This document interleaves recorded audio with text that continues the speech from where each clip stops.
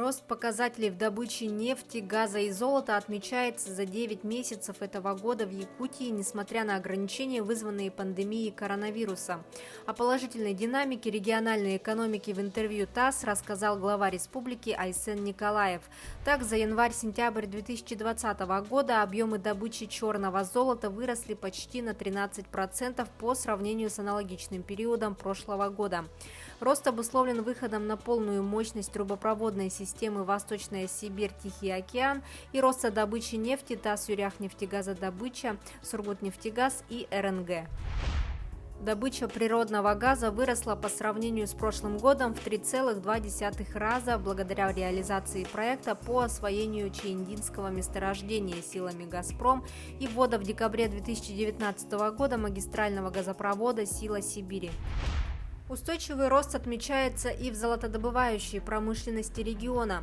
По сравнению с январем-сентябрем 2019 года увеличение добычи золота составило 7,5%, несмотря на высокую базу прошлого года. По итогам 2019 года Якутия добыла 36,5 тонн золота и вошла в тройку лидеров среди субъектов Российской Федерации. В свою очередь, добыча угля в Якутии за 9 месяцев этого года показала снижение почти на 10% на фоне снижения цен на сырье.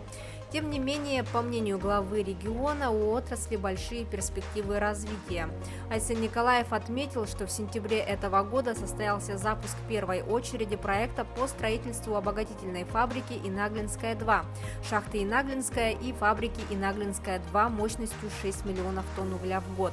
В 2023 году планируется завершить строительство второй очереди проекта, проектная мощность которого составит 12 миллионов тонн переработки угля в год. Он добавил, что этот проект предусматривает формирование единого производственного логистического комплекса по добыче, переработке и отгрузке угля. Власти Якутии планируют снизить уровень бедности в арктических районах в 2 раза к 2030 году. Такая задача входит в стратегию развития арктической зоны Якутии. Уровень бедности в Якутской Арктике по данным на 2019 год оценивается на уровне 20%. Основными факторами бедности населения в этих районах являются высокий уровень цен, опережающий темп роста среднедушевых денежных доходов населения, высокий уровень безработицы в сельской местности, сложившийся уровень заработной платы в сельском хозяйстве. Согласно стратегии, ежегодный грузопоток достигнет 2 миллионов 300 тысяч тонн, а налоговые доходы арктических районов вырастут почти в 3 раза. Более 138 миллионов рублей предусмотрено в этом году на поддержку частных детских садов в Якутии. Всего в республике 52 индивидуальных предпринимателя осуществляют деятельность по присмотру и уходу за детьми дошкольного возраста с охватом почти в 3000 детей. Из них в возрасте от 1,5 до 3 лет 534 ребенка. Субсидии из средств регионального бюджета выделяют на организацию питания и оплату коммунальных услуг.